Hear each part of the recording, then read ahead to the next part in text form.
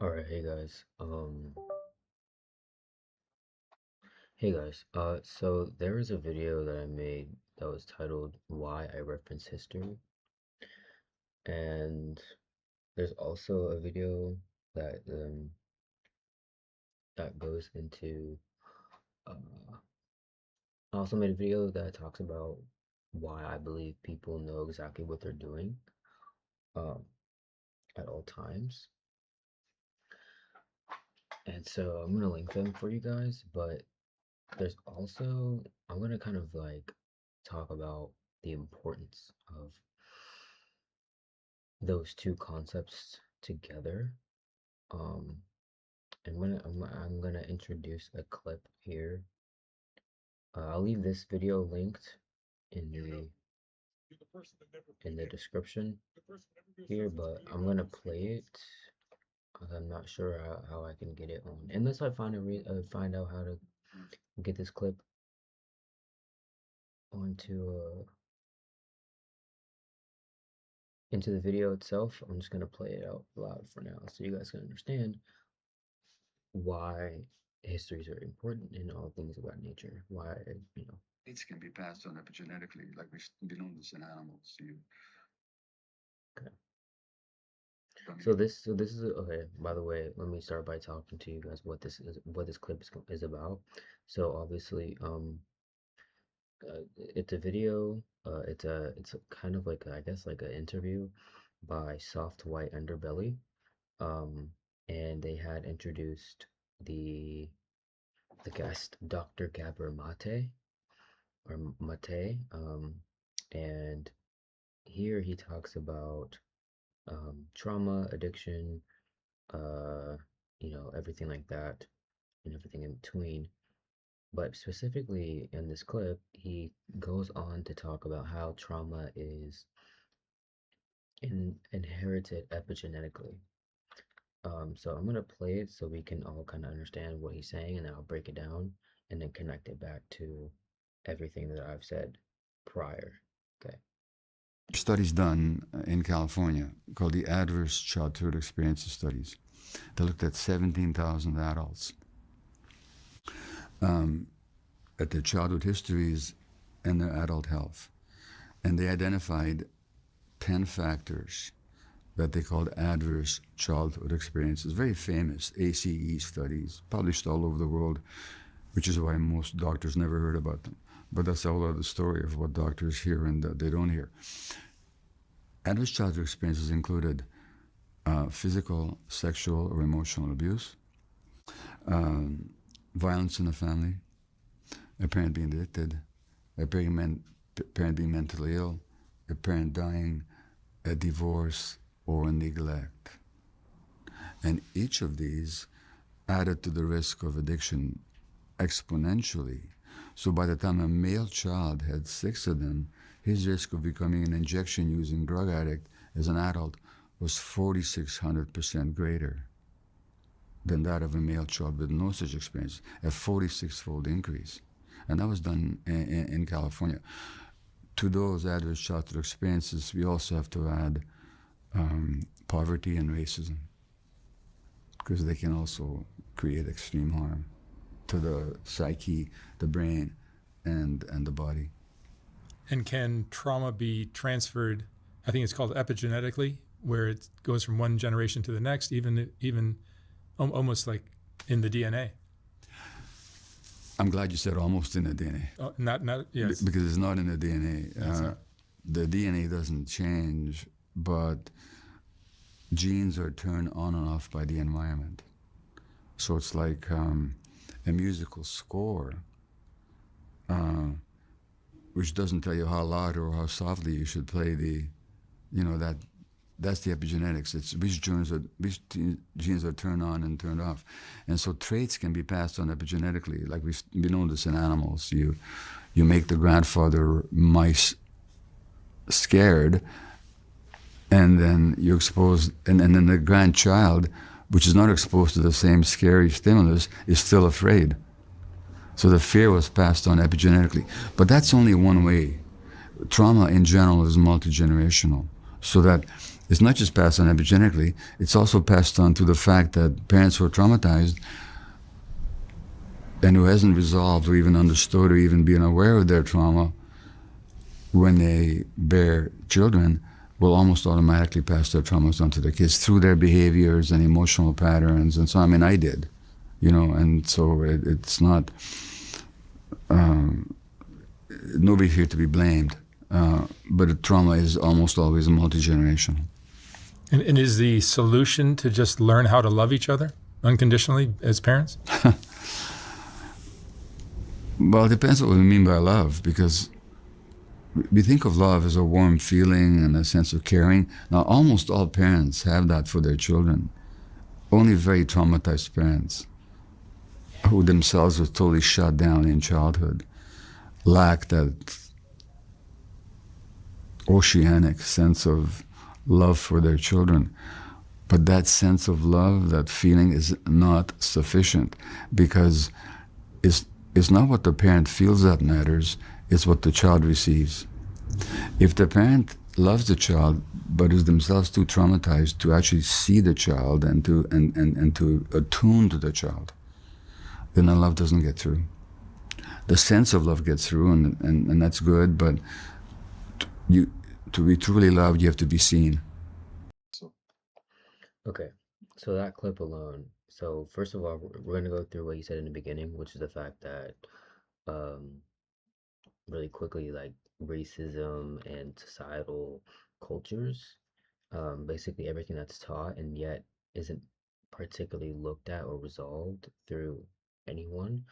Those things do cause uh, tremendous damage to the individual and their psyche, right? If went unresolved, right? Because the main factor is that it goes unresolved. Okay, the second thing he says is that it doesn't change the DNA, but epigenetics just means that genes turn on and off depending on the environment that they're in, right? And so um, he followed that up by saying that uh, a lot of times he says that trauma is generationally, uh, it's like generationally transferred or something like that. Um, so what that means, you talk about generations, and he said that unresolved trauma from the parents, those things get passed on through the children, but through the parents' unawareness of the trauma by behaviors and things of that nature. So, for example, a parent can understand that they've been traumatized through their lifetime, to their current lifetime. Like in their current lifetime, they can recall, yeah, my parents did this, and that to me. And then they may or may not, they can choose to resolve that, right? But when they bear children, before they resolve those things, it's going to play out through their behaviors and their patterns and all things of that nature. So then they're going to wound potentially the child, right?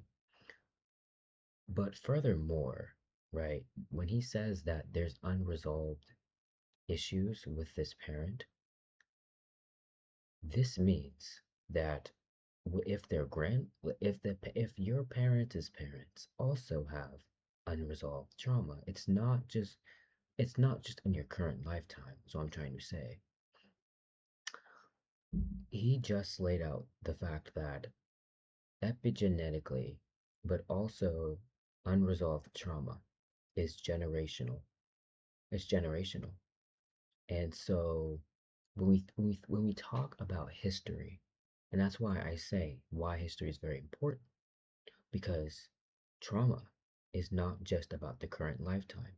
So much of this society focuses on what is currently happening, what has currently happened to you. But they do not begin to understand that that is not where the trauma is even, where it even begins. The trauma begins from unresolved issues from your parents that get passed through you to you. They get passed on to you, right? And so what happens then we can kind of question what happens when a generation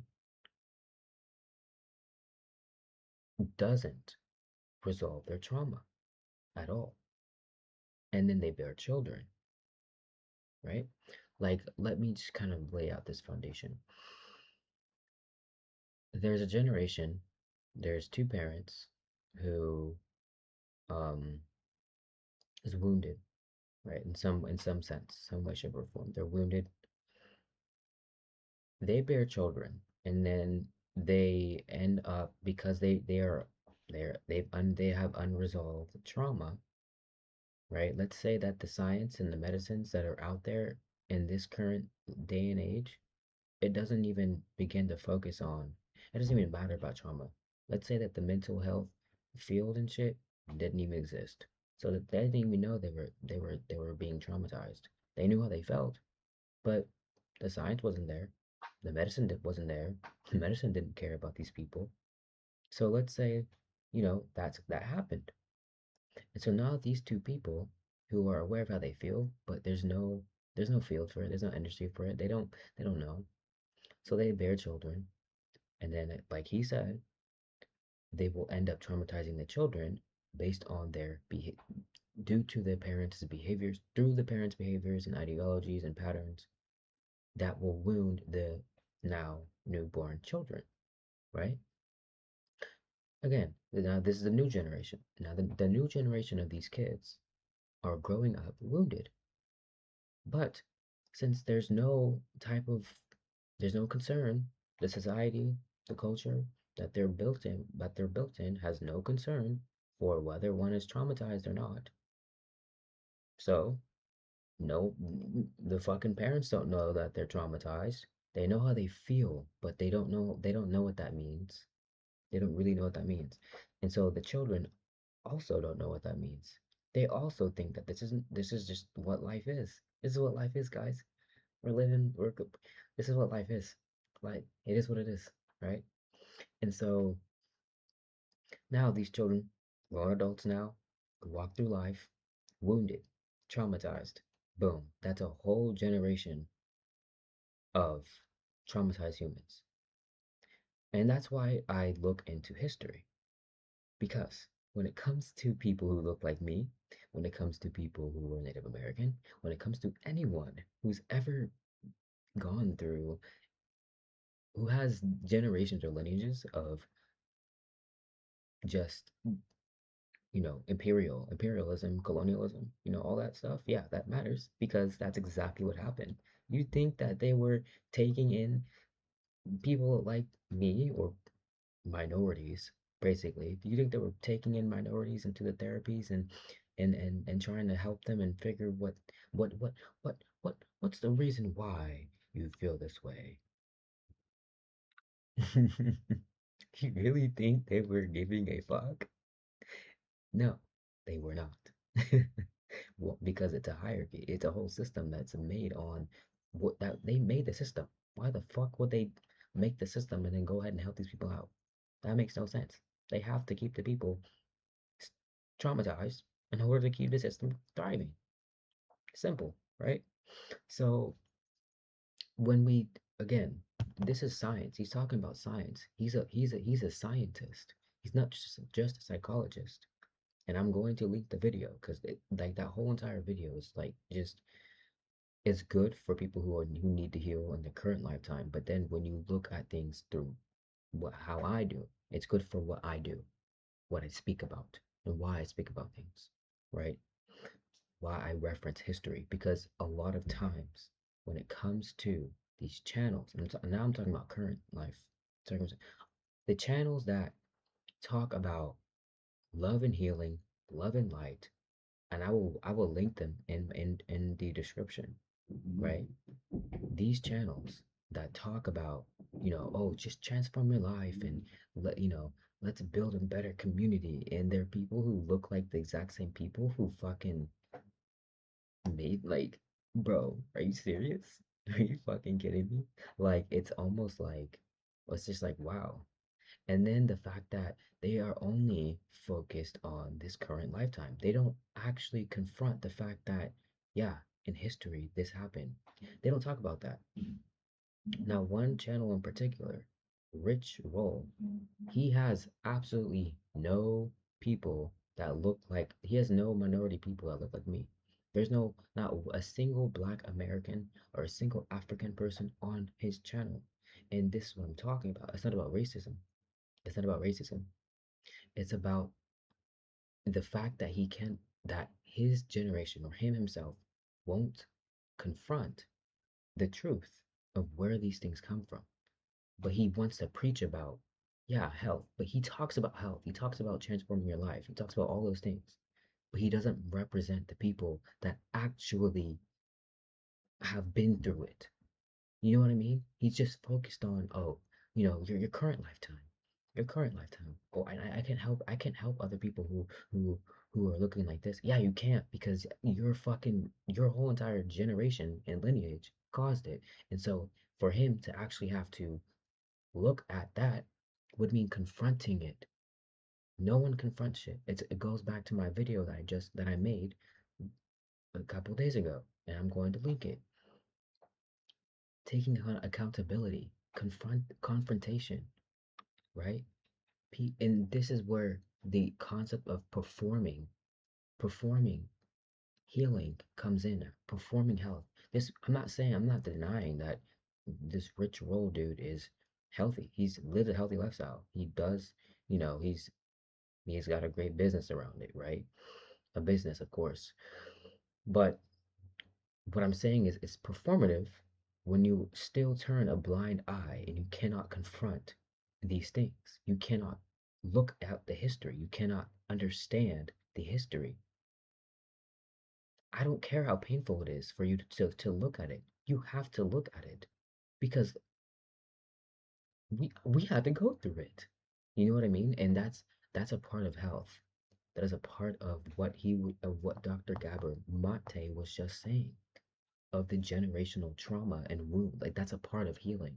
And for him to turn a blind side to it just lets me know that he is performing health. He's not actually healthy, right? He's healthy in the sense that here's okay, and here I'm gonna kind of expand more on that concept because it's like people can preach health. People can actually do good, healthy things. Of course, they can talk to as many people as they need to gather as much information as they can to then, try and live this healthy lifestyle, right? And it's going to work because those things do work, but they only work so much, right? So much because when it comes to performing and pretending like everything is fine. Like I said in my last video, I'm going to link it again. Turning a blind eye is not something that healthy humans do. It's the same people that run away from accountability. It doesn't matter if it happened in this lifetime or your past lifetimes. It's about acknowledging your ancestors' doing, right? And it's also, by the way, like your ancestors, when they pass through and they pass on, they get clarity. They get clarity on what it is that they've done, and their entire goal is to help guide this current lifetime, this current human, to not make the same mistakes, right? But it doesn't mean necessarily turning a whole entire blind eye to it. It doesn't mean filling yourself with the same people that look like you who have the same lineage. It doesn't mean that. That's not what it means.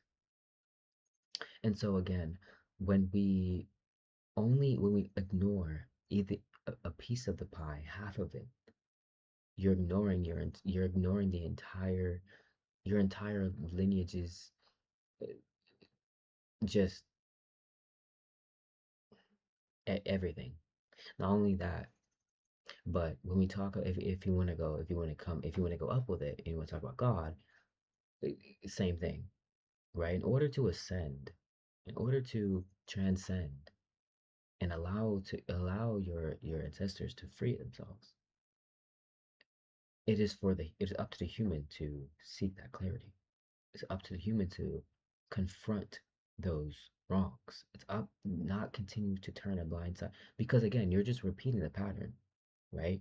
He's repeating the pattern by deliberately not inviting people onto a show who look like me who are going to confront these things, right?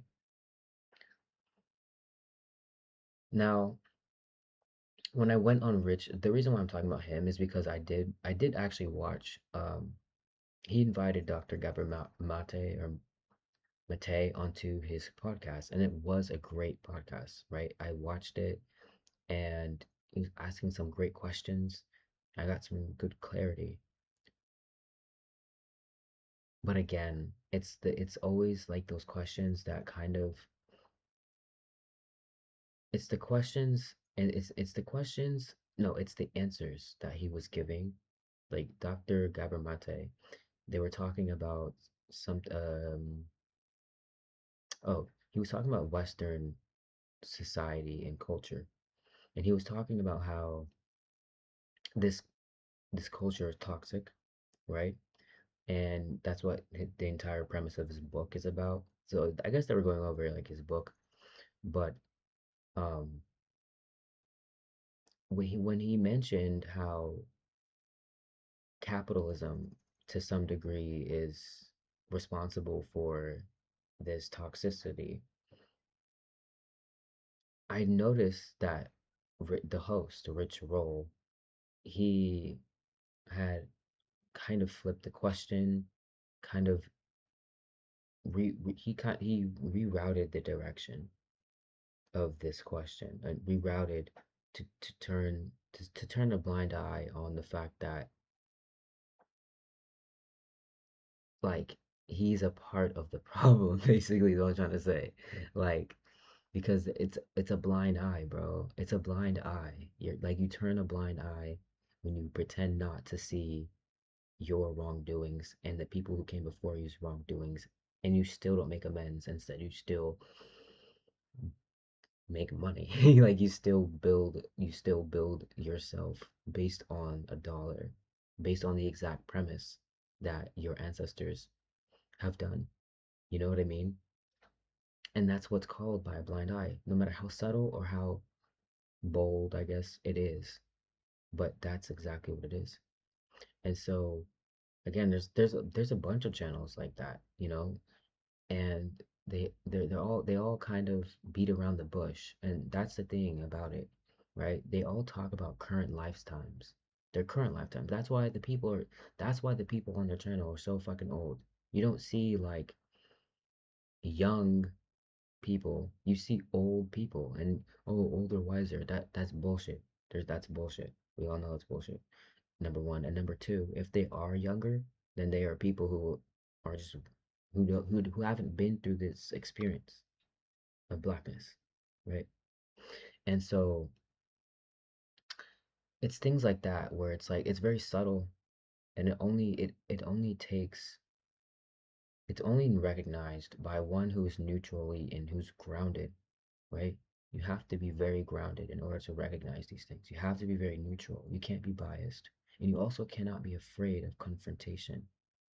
And most of these people, in my own observations, they are afraid of confrontation. A lot of people just don't want to look at history because of how dramatic and how this and how that is. But those are the things that still are carried with us throughout every generation, as Dr. Gabor Mate just laid out. So it's very important that we do that we do acknowledge, because that's another way of how we honor our ancestors, right? It's not just to terrorize and, oh, look at what you did to me. It's not that. It's not even that at all, actually, because that doesn't even help. And he says that in this video. Dr. Gabor Mate says that blame is not is not the way either. I believe I made a video that speaks on that as well. I forget which one, but it's one of them. I don't blame people either. I don't blame anyone for I don't blame anything because I've I've taken the blame before, or I've tried to blame people and it doesn't get me anywhere. What what gets you somewhere is accountability. And accountability means direct confrontation. It means looking at the things that are hard to look at, but you have to because that's a way of recognizing it. You are literally liberating that thing. It's the same. It's a form of healing, honestly, and it's one that's very underrated. It's one that people just choose to not look at all. They want to just look at love and light. Let's look at ways we can. They like to beat around the bush. They don't like to get into the nitty gritty. But it's the same thing, like I said, that carries with you in the next generation.